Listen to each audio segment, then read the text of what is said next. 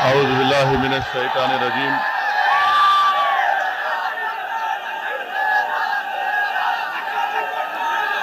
बिस्मिल्लाहिर रहमानिर रहीम। अस्सलामु अलैकुम व रहमतुल्लाहि व बरकातुहू। मंच पर डाइस पर बैठे हुए उत्तर प्रदेश के मजलिस इत्तेहादुल मुस्लिमीन के सदर मोहतरम जनाब शौकत साहब, जिला सदर शालम साहब, मेरे भाई मोहतरम अतीक अहमद साहब की वाइफ बहन शाइस्ता परवीन साहिबा, उनके फर्जन अली साहब, मंडल सदर मुहिबुल साहब, आरिफ इकबाल साहब, शादाब साहब, जनाब राकेश गुप्ता साहब, हरदेव सिंह एडवोकेट साहब, अफसर महमूद साहब, उस्मान साहब, मुजीब एडवोकेट साहब, लीगल सेल यूपी के सदर आरिफ इकबाल साहब, पूर्वांचल के इंचार्ज इसरार अहमद साहब, जोनल इंचार्ज प्रयागराज इलाहाबाद मुहिबुल हक साहब, मोहतरम हाज़रीन इकराम, मेरी इज़्ज़तदार माँ और बहनों, मैं आप तमाम का दिल की गहराइयों से शुक्रिया अदा करता हूं कि आज आपने अपना कीमती वक्त निकालकर आज के इस इजलास में शिरकत की। अभी आप और हमने हमारी बहन मोहतरमा शाइस्ता परवीन साहिबा का, अतीक साहब का लिखा हुआ पैगाम हमने सुना और हमने ये भी सुना कि हमारी बहन की आवाज जज्बात से मगलूब हो चुकी थी। और मैं हमारी बहन को सलाम करता हूं, बल्कि अतीक साहब के पूरे परिवार को सलाम करता हूं कि इतने मसाइब और मुश्किलात के बावजूद भी अल्लाह ने उनको साबित कदम रखा और वो बड़ी सब्र और हिम्मत के साथ हालात का और एक जाबिर हुकूमत के जबर का मुकाबला कर रहे हैं। और मेरी अल्लाह से दुआ है कि अल्लाह सुब्हानहू व तआला जब्बार है, अल्लाह क़हार है, अल्लाह गफूर रहीम भी है। इंशाअल्लाह ताला ये तमाम के तमाम जुल्म के महलात खंडर में तब्दील हो जाएंगे जो आज मजलूम अवाम पर जुल्म कर रहे हैं। मेरे अजीज दोस्तों और बुजुर्गों, मैं आपसे गुजारिश करने और आपके बताने आया हूं कि जब अतीक साहब ने यह फैसला लिया कि मजलिस इत्तेहादुल मुस्लिमीन में शिरकत करेंगे, शमूलियत इख्तियार करेंगे, तो हमने प्रेस कॉन्फ्रेंस ली लखनऊ में। और उसके बाद से जहां कहीं भी हम जाते हैं तो हमारे मीडिया के दोस्त हमसे एक सवाल करते हैं कि अतीक साहब को आपने क्यों लिया, क्या उनके ऊपर मुकदमात नहीं है? तो हमने उनको भी जवाब दिया। और आज अतीक साहब की ये सरजमीन, ये इलाहाबाद की मुबारक सरजमीन जिसका नाम तब्दील करके प्रयागराज रखा गया, हम आपको ये बताने आए हैं कि अतीक साहब कानून की नजर में वो आज भी इलेक्शन लड़ सकते हैं और हमको उम्मीद है कि इंशाअल्लाह ताला वो जरूर आने वाले विधानसभा के चुनाव में इलेक्शन लड़ेंगे।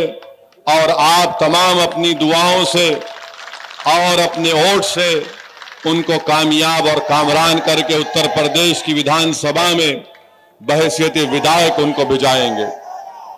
मेरे अजीज दोस्तों और बुजुर्गों,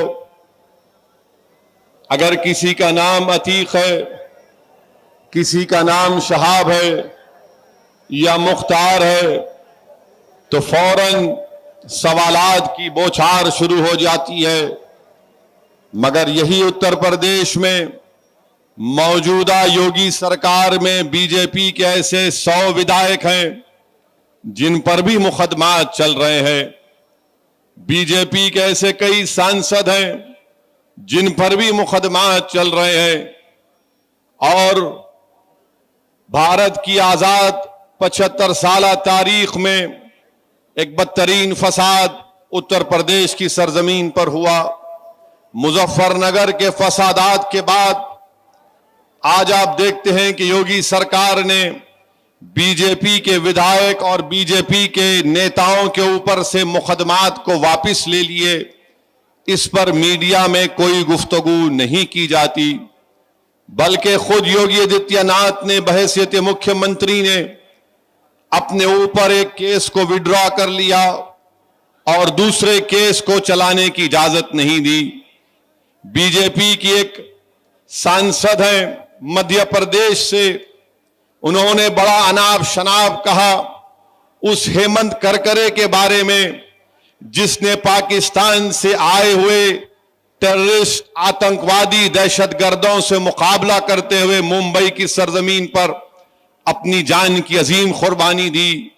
उसके ताल्लुक से बीजेपी की वो सांसद बददुआ देती है हेमंत करकरे को। नाथुराम गोडसे जो भारत की आजाद तारीख का पहला दहशतगर्द है, उसको अपना हीरो कहती हैं। आज मीडिया इस पर खामोश बैठा हुआ है। मेरे अजीज दोस्तों और बुजुर्गों, योगी सरकार ने अतीक साहब के कई घर को तुड़वा दिया, कई लोगों की तस्वीर लगा दिए। मगर हम मुख्यमंत्री से पूछना चाहते हैं कि जब आपने तस्वीर उन लोगों की लगा दी तो जरा उन नेताओं की तस्वीर भी लगा देते आप जिनके खिलाफ आपकी सरकार ने तमाम क्रिमिनल केसेस को वापस लिया। आप उन लोगों की भी तस्वीर लगा देते जिन्होंने मुजफ्फरनगर के फसादात पर के सिलसिले में उन पर बहुत बड़े बड़े इल्जामात मुकदमात आयद किए थे। मगर तस्वीर लगती है तो हमारी लगती है और दुनिया को ये बताया जाता है कि देखो ये कैसे लोग हैं। मेरे अजीज दोस्तों और बुजुर्गों, याद रखिए कि भारत की सियासत में एक तल्ख हकीकत है कि जिस समाज के पास उसका नेता होगा उस समाज के मसाइल को हल किया जाएगा।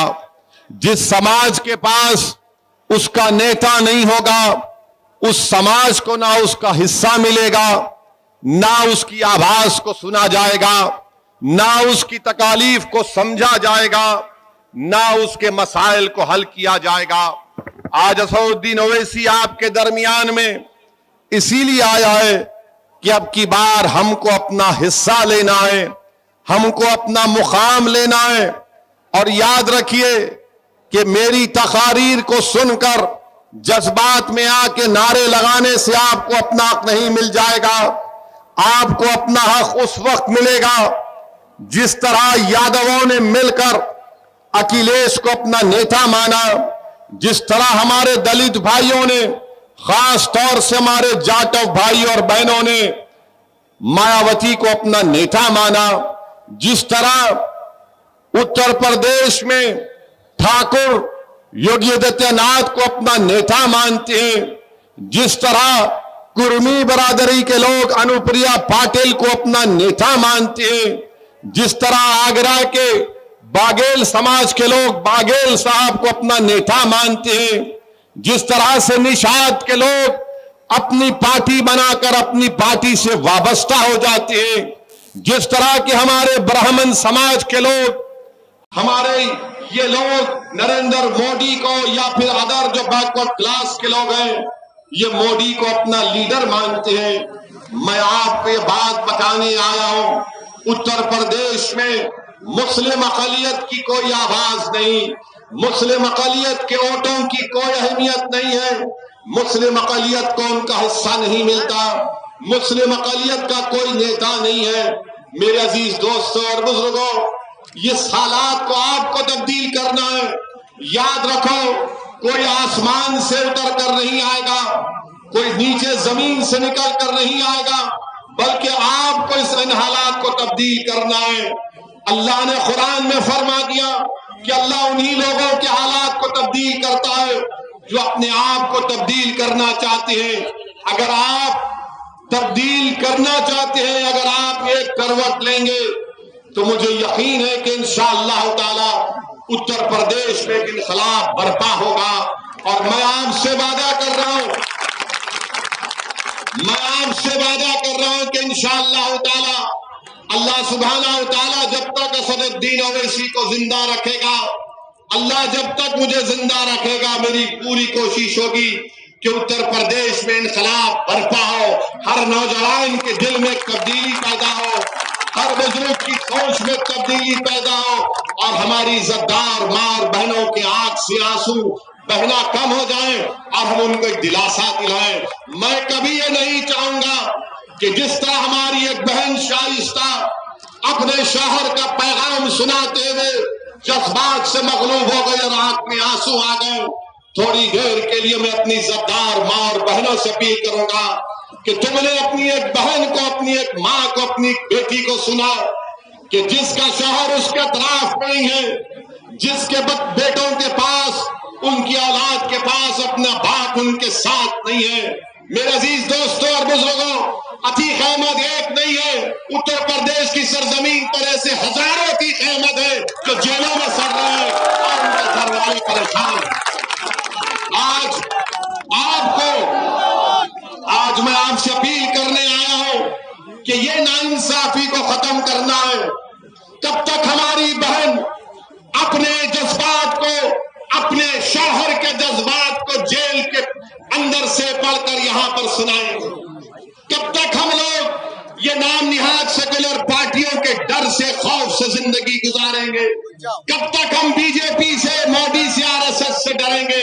अरे डरना किसी से नहीं है, ना मोदी से डरना है, ना योगी से डरना है, ना अखिलेश से डरना है, ना मायावती से डरना है, ना कांग्रेस से डरना है। डरना है तो रब्बे कायनात से डरना है। और जमहूरियत में भारत के संविधान ये कहता है कि किसी को डरना नहीं है। भारत का संविधान जिसको बाबा साहेब अम्बेडकर ने बनाया, बाबा साहेब ने कहा कि जो वक्त का हुक्मरान होता है उसको जनता से डरना है।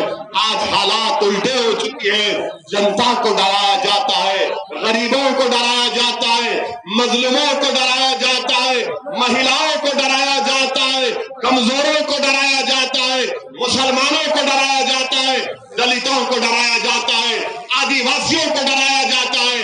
अब ये डर डर कर, घुट घुट कर जिंदगी नहीं गुजारेंगे, इस डर को तोड़ेंगे, उम्मीद पैदा करेंगे और अपने हक के लिए लड़ेंगे।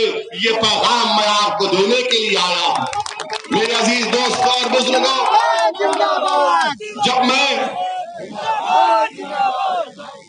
जब मैं ये कहता हूं कि उत्तर प्रदेश में मुस्लिम अक़लियत को अपनी लीडरशिप बनाना है, तो सब लोग इल्जाम लगाते मुझ पर कि ओवैसी वोट काटने को आया हूं।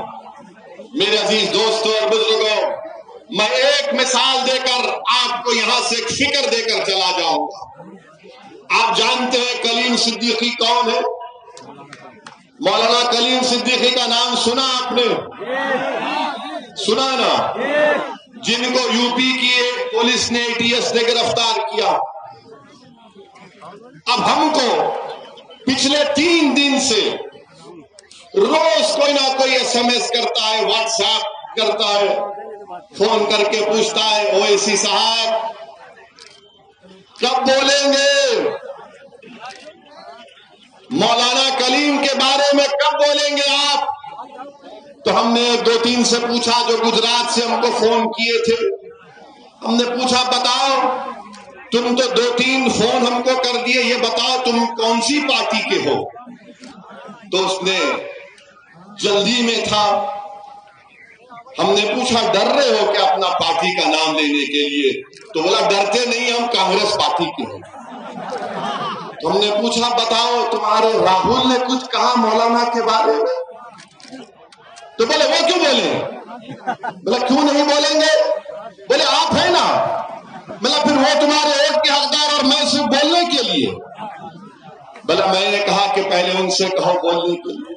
फिर उत्तर प्रदेश से समाजवादी के लोग हमारे पास फोन में ट्रू कॉलर है, जब नंबर बजता है तो नाम के साथ आता एसपी का नेता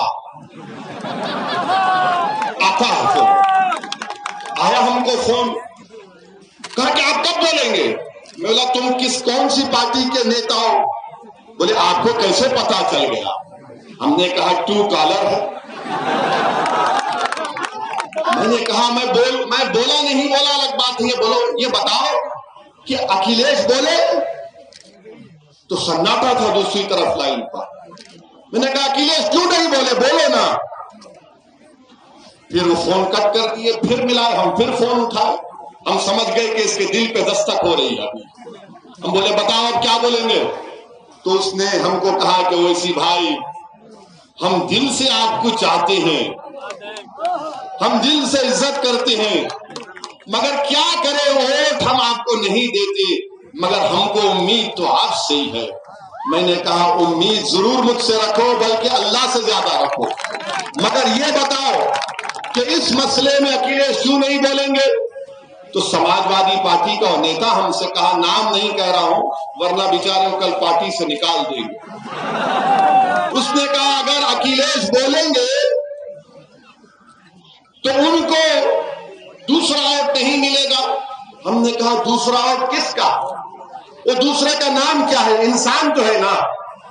बोले आप समझ जाइए ना, हम फोन पे क्या कहें? मतलब बताओ क्यों नहीं? बोले नहीं बोल सकते। हमने कहा सुनो, चाहे कलीम हो या कोई गैर मुस्लिम हो या दलित हो, अगर जुल्म होता है तो असदुद्दीन ओवैसी सबसे पहले बोलता और बोलता रहेगा। हमने बोला आज के जलसे में अब कह रहे हैं, हम अल्लाह से दुआ की करते हैं कि अल्लाह सुब्हानहू व तआला मौलाना कलीम को अल्लाह जल्द से जल्द रिहा करवा दे। और जिस कानून में उनको पकड़ा गया, हमने उनके वकील से भी बात की, अबू बकर साहब से हमने उनसे भी बात की, तो उन्होंने कहा कि इंडियन पीनल कोड के सख्त से सख्त सेक्शंस उन पर लगा दिए गए। केस में कोई दम नहीं है, उनका वकील कह रहा है। जो पुलिस प्रेस कॉन्फ्रेंस में कहती है वो एफआईआर में उसका कोई तस्करा नहीं, एफआईआर में उसका कोई तस्करा नहीं है। उन्होंने कहा कि जरूर इंसाफ मिलेगा मगर टाइम लगेगा। मेरे अजीज दोस्तों और बुजुर्गों, ये जो योगी सरकार ने रिलीजन मजहब तब्दीली का जो कानून बनाया, वो कानून कितना गलत है सोचिए आप कि अगर मैं या कोई यहां से किसी का कत्ल करता है या अटेम्प्ट टू मर्डर होता है तो पुलिस को बताना पड़ता है कि फलां मुजरिम पर यह केस साबित होता है, जिसको अंग्रेजी में कहते हैं कि बियॉन्ड रीजनेबल डाउट, यानी पुलिस के ऊपर जिम्मेदारी होती है, प्रोसिक्यूशन के ऊपर, कि वो फौजदारी मुकदमात में कि पुलिस उस पर जुर्म को कायम करे। ये जो मजहब तब्दीली का कानून योगी आदित्यनाथ ने बनाया, वो ये कहता है कि अगर कोई मुसलमान होता है या कोई ईसाई होता है या कोई दूसरा मजहब को कबूल करता है तो उसको बताना पड़ेगा कि बगैर खौफ के और बगैर फ्रॉड के उसने मजहब को तब्दील किया। ये कानून योगी आदित्यनाथ ने बनाया, यानी कत्ल पर एक कत्ल पर एक चीज होती है, अब जो मजहब तब्दील करता है उस पर एक दूसरा स्टैंडर्ड लगा दिया। मेरे अजीज दोस्तों और बुजुर्गों, मैं योगी आदित्यनाथ के इस कानून की मजम्मत किया, कंडेम किया। ये अनकॉन्स्टिट्यूशनल है, सुप्रीम कोर्ट के मुक्तसामी जजमेंट के खिलाफ है। और हम अब पूछना चाहते हैं कि क्या अब समाजवादी और बहुजन समाज पार्टी मौलाना कलीम के बारे में बोलेगी? नहीं बोलेगी। क्यों नहीं बोलेगी? आप बोलो क्यों नहीं बोलेगी? वो बोलो क्यों नहीं बोलते? वो क्यों नहीं बोलते?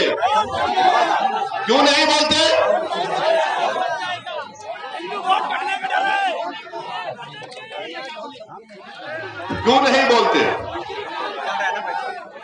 वो बेटे में वोट नहीं मिलेगा। हाँ, ये बात, वोट नहीं मिलेगा। तुम्हारा वोट मिलेगा क्योंकि तुम क्या कैदी हो उन लोगों के? क्या तुम उनके गुलाम हो? क्या तुम रसूलुल्लाह सल्लल्लाहु अलैहि वसल्लम के गुलामों के गुलाम हो या इन लोगों के गुलाम हो?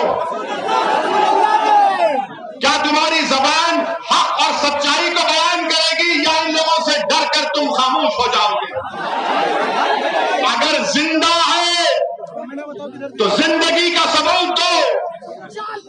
अगर गूंगे बन गए तो फिर कोई कुछ नहीं कर सकता। अल्लाह ने हमारे तुम्हारे मुंह में जबान दी है, बोलो, चीख कर बोलो, पुकार कर बोलो कि नाइंसाफी है, नाइंसाफी है। हम नाइंसाफी को नाइंसाफी कहेंगे, चाहे नाइंसाफी मुसलमान से हो, हिंदू से हो, दलित से हो, बैकवर्ड क्लास से। अगर सुनिए, अरे शेर आ गया, खड़ा हुआ है ना, सुनो।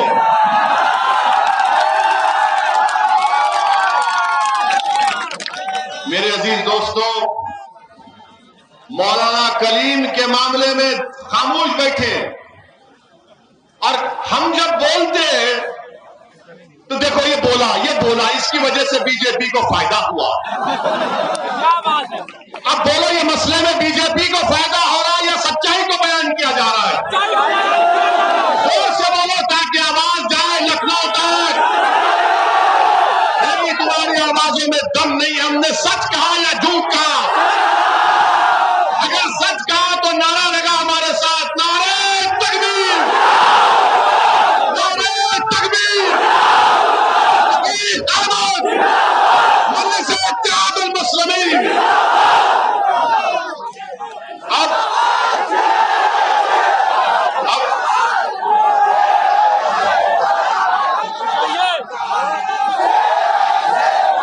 क्या होगा? अब क्या होगा? सुनिए, हम आपको बता रहे हैं अब कल क्या होगा या शाम तक क्या होगा। ये समाजवादी पार्टी में ये जो हमारे मीर जाफर, मीर सादिक बैठे हुए हैं ना, जो अभी तक चूड़ियां पहनकर बैठे हैं, मैंने महिलाओं के खिलाफ नहीं, मैं मर्दों से कह रहा हूं। चलिए, चूड़ियों का जिक्र नहीं करते बल्कि खामोश बैठे हैं। अब शाम से मीडिया को बुलाएंगे, आइए हमारा बयान लीजिए, हम मौलाना के साथ हैं, हम मौलाना के साथ हैं। हम जब बोल दिए तो वहां से अखिलेश का और बहन जी का फोन जाएगा, ए बोलो ना, वो टोपी वाला बोलकर गया, तुम लोग बोलते नहीं हो। वो बोलेंगे, भैया बहन जी, हम आपके आदेश का इंतजार कर रहे थे। जब इलाहाबाद से हमारा सांसद या विधायक जीतेगा, जुल्म होगा तो आदेश की नहीं पूछा जाएगा, क्यों नहीं बोलो अब तक। ये फर्क है मजलिस में। मेरे अजीज दोस्तों और बुजुर्गों, इसीलिए हमने, सुनिए, इसीलिए हमने एक दिन खामोश बैठकर देखा कि कोई तो बोलेगा, कोई नहीं बोलता, हमको ही बोलना पड़ता है। हमको एहसान नहीं कर रहे, बल्कि अल्लाह का शुक्र अदा कर रहे हैं कि अल्लाह ने हमको मुकाम दी, इज्जत दिया, और अल्लाह ने बोलने की ताकत दी। अल्लाह सुब्हानहू व तआला। मेरे अजीज दोस्तों और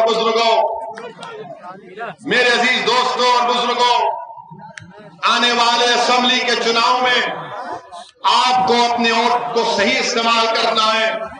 हमने कह दिया कि हमारी कोशिश यही होगी कि इंशाअल्लाह ताला उत्तर प्रदेश में दोबारा बीजेपी की और योगी की सरकार ना बने। क्या हमारे साथ है?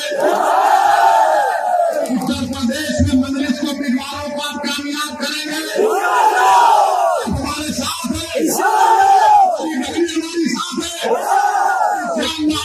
जब आप सबका साथ रहेगा तो इज्तिमाई तौर पर मेहनत की जाएगी।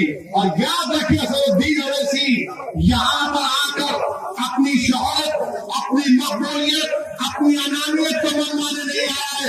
मेरी दिल की ख्वाहिश ये है कि अल्लाह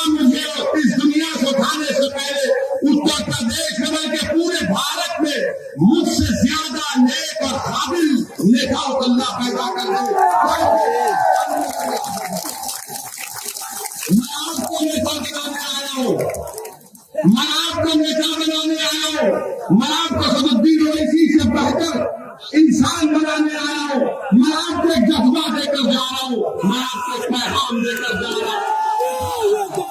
ये खेल का वक्त है मेरे नौजवानों, मैं बुजुर्गों से अपील कर रहा हूं, ये खेल का वक्त है, ये फसल काटने का वक्त है, ये बीज बोने का वक्त नहीं है, याद रखो। ये फसल काटने का वक्त है, बीज बोने का वक्त नहीं है, ये डरने का वक्त नहीं है, ये डरने का वक्त नहीं है, ये बेदार होने का वक्त है। उठो ख्वाब गफलत से। अरे 60 साल से हमको धोखा देते रहे। बताओ, अतीक जेल में है, आजम खान जेल में है, मुख्तार जेल में है, और उत्तर प्रदेश की जेलों में 27% मुसलमान जेल में है। क्या हमको इसके बावजूद भी नहीं तब्दीली पैदा करेंगे? क्या हम नहीं उठेंगे? कब उठोगे? कि जब कयामत आएगी। कब उठोगे बताओ? आज ये वक्त उठने का है। बेखौफ होकर अपने वोट का इस्तेमाल करो। मंजलिस के हक में अपने वोट का इस्तेमाल करिए। यकीनन फिरका परस्ती को हराना है, मगर फिरका परस्ती को हराने का मतलब यह नहीं है कि हमारे बच्चे, हमारे वालिद, हमारे बुजुर्ग जेलों में सड़ते रहें। फिरका परस्त को भी हराएंगे, योगी को भी हराएंगे, और इंशाअल्लाह 24 में मोदी को भी हराएंगे इंशाअल्लाह। मेरे अजीज दोस्तों और बुजुर्गों, आप जानते हैं गैस के सिलेंडर की कीमत कितनी हो गई? 14 लीटर के गैस के सिलेंडर की कीमत कितनी है?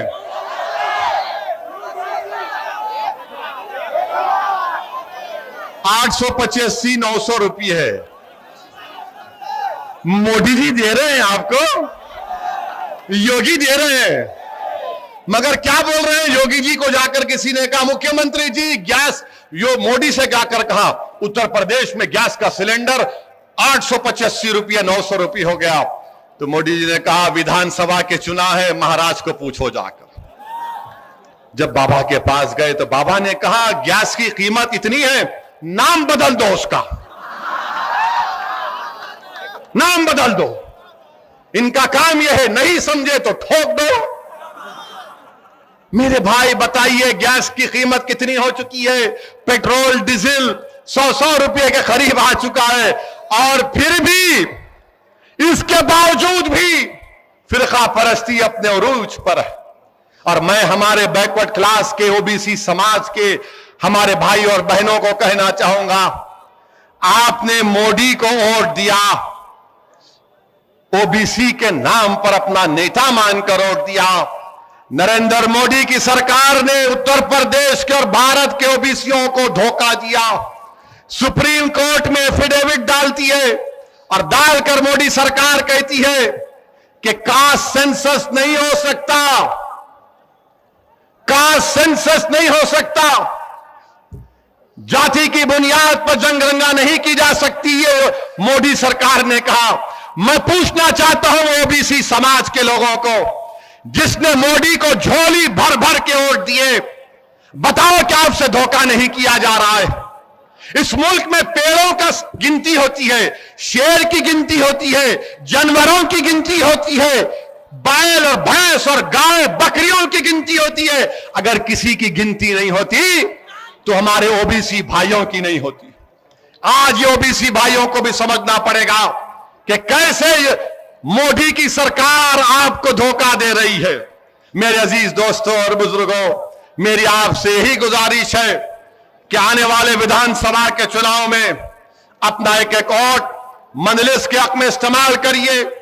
लोग हमसे सवाल करते कि क्या आप इन लोगों से अलायंस करने के लिए तैयार हैं? अरे हम तो तैयार हैं। आप बात करने को तैयार हैं तो आओ, हम बात करेंगे। अगर आप नहीं बात करेंगे तो भी हम इलेक्शन लड़ेंगे इंशाअल्लाह ताला। हमको पूरा भरोसा है परवरदिगार पर, आपके ऊपर, कि इस बार इंशाअल्लाह ताला उत्तर प्रदेश में मुस्लिम अक़लियत दलित और कमजोर तबकात मिलकर एक इनकलाब बर्पा करेंगे।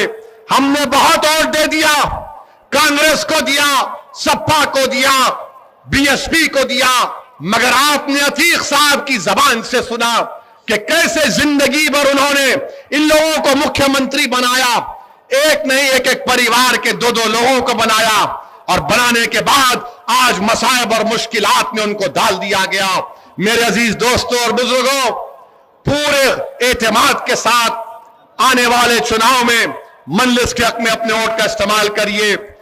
अभी तकरीर आधी किया हो, जब विधानसभा का चुनाव होगा उसको पूरी करूंगा आकर इंशाअल्लाह ताला। तो आपसे रुखसत चाहते हैं। बहुत बहुत शुक्रिया। वाखिर दावन अल्हम्दुलिल्लाहि रब्बिल आलमीन।